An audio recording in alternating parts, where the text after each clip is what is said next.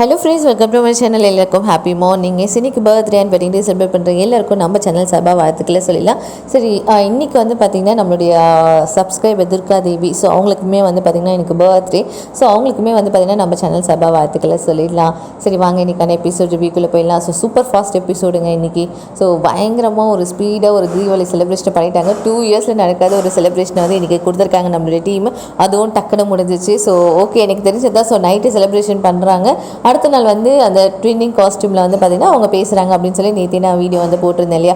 So night வந்து இங்கே வந்து நைட்டு செலிப்ரேஷன். ஸோ அதுக்கு வந்து நம்மளுடைய நர்மதா அதாவது நிவின் அண்ட் யமுனா, ஸோ அவங்க வந்து வராங்க. ஸோ நிவின் கிட்ட பேசுகிறது, யமுனா வந்து நிவின் சிரித்து பேசினாலே வந்து அவங்க கொஞ்சம் பாசிட்டிவாக மாறுற மாதிரி காமிக்கிறாங்க. அண்ட் அவங்களுக்குமே வந்து ஈக்குவல் ஸ்க்ரீன் ஸ்பேஸ் கொடுத்துட்ருக்காங்க. அந்த பேரோட ஒரு க்ரோத் வந்து காமிக்க ஆரம்பிச்சிருக்காங்க அப்படின்னு தான் சொல்லணும். அண்ட் ஏன்னா வந்து பார்த்திங்கன்னா இன்றைக்கி நிவின் வந்து தீபாவளி விஷயஸ்லாம் சொல்லுவார்.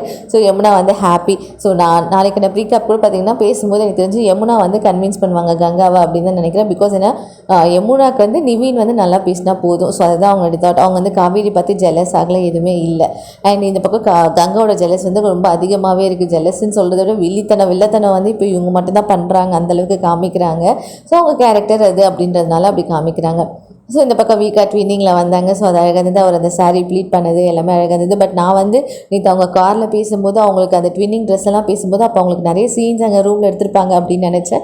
பட் அது கொஞ்சம் டிஸப்பாயின்மெண்ட்டாக தான் இருந்தது. ஏன்னா வந்து கும்பலாக இருக்கும்போது தனித்தனியாகவும் வந்து ஸ்க்ரீன் ஸ்பேஸ் கொடுக்கலாம், அதுக்குமே பாசிபிள் இருக்குது. பட் ஏன் அதை டீம் கொடுக்க மாட்டாங்க அப்படின்னு தெரியல. அண்டு கேஷு பேபி பற்றி நிறைய பேசுகிறாங்க. ஸோ அதுவும் ஓகே தான்.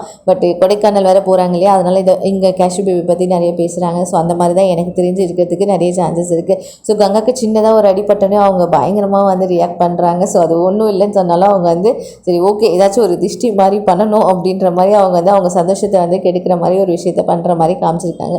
இனிமேல் ஒரு ஓவரால் வந்து ஒரு சூப்பர் ஃபாஸ்ட் எபிசோட் நல்லா இருந்தது. ஸோ எல்லோரும் டிவியில் பார்த்து சப்போர்ட் பண்ணுங்கள். நம்மளோட சேனல் ஃபஸ்ட் டைம் பார்க்குறீங்க அப்படின்னா சப்ஸ்கிரைப் பண்ணிட்டு பாருங்கள். மறக்காமல் நோட்டிஃபிகேஷன் பெல்லை ப்ரெஸ் பண்ணிக்கோங்க. தேங்க்யூ, பாய்.